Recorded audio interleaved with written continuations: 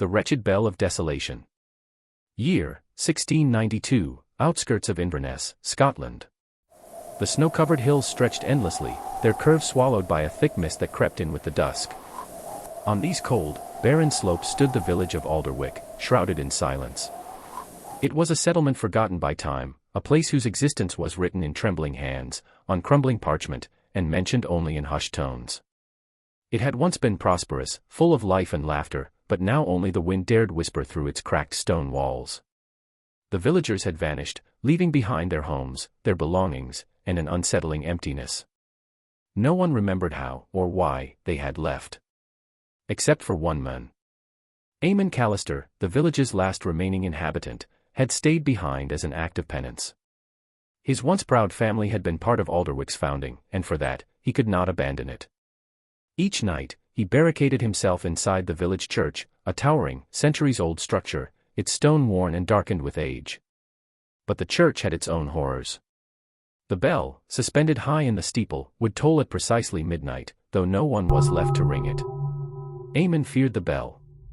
He feared it with every fiber of his being. It wasn't always this way. In years past, it had been a symbol of unity, calling the townspeople to worship, or warning them of danger. But since that night, the night his wife and daughter were taken, the bell's toll had grown twisted. Its once clear chime now carried an agonizing resonance, as though it screamed through the iron. Eamon was certain the bell was cursed. No, it was not just cursed, it was the source of the village's doom. Chapter 1, The Night They Disappeared. It had been a bitterly cold evening, much like tonight, when the last of Alderwyck's residents were claimed. The men had gone to the church for a late-night meeting, drawn together by strange happenings in the village. Livestock had been found mutilated, homes vandalized, and an odd sickness had begun to afflict the children, leaving them pale and bedridden. The women and children stayed in their homes, under strict instructions to lock their doors and windows. Eamon had kissed his daughter, Lorna, on the forehead, promising her he'd be back before she woke. His wife, Moira, had pressed a small cross into his hand, her eyes wide with fear, as though she knew something terrible would happen that night. The meeting had dragged on for hours. The men had discussed everything from pestilence to witchcraft, but none could explain the growing unease that hung over the village like a shroud. And then, just after the midnight hour, the bell rang. No one had touched it.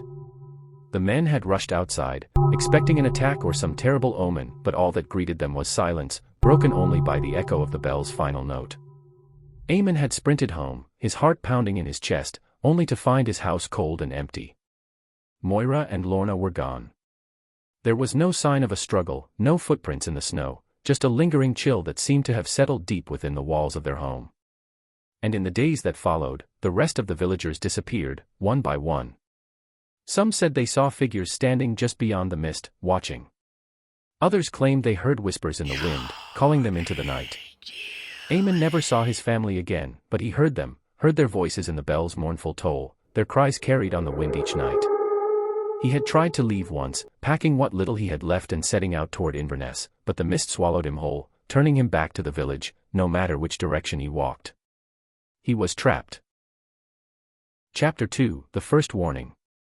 The night was thick with silence, broken only by the occasional groan of the wind as it snaked through the skeletal trees that framed Alderwyck. Eamon stood at the threshold of the church, his breath visible in the cold air. The familiar weight of the small cross Moira had given him rested in his hand, worn smooth from years of clenching it during sleepless nights. Inside the church, the air was heavy, almost suffocating.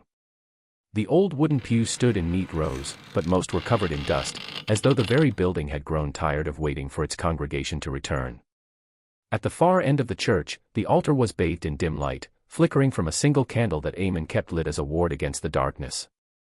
Above it all loomed the bell tower.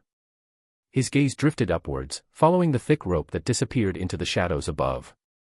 The bell had rung every night since the disappearances, and though he had climbed the rickety ladder to inspect it more times than he could count, he had never found an answer.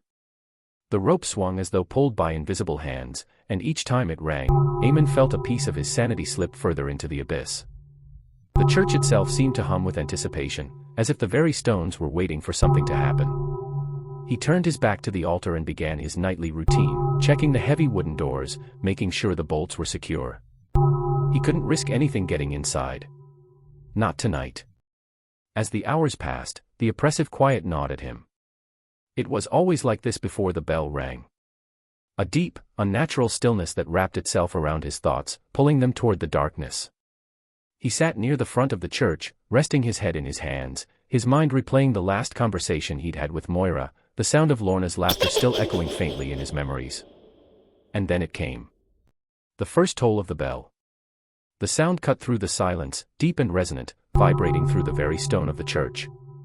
Eamon froze, his breath catching in his throat.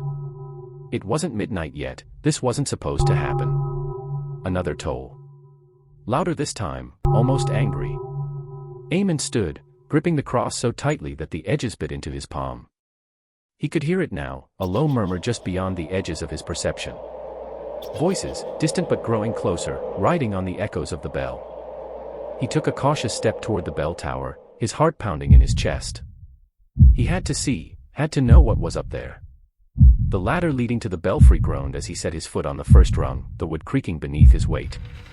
As he ascended, the air grew colder, and the tolling became more erratic, as though whatever was ringing the bell was losing control. Finally, he reached the top. The bell swayed gently, though there was no wind. Eamon's eyes scanned the small space, half expecting to see the twisted figure of the bell keeper lurking in the shadows. But there was nothing.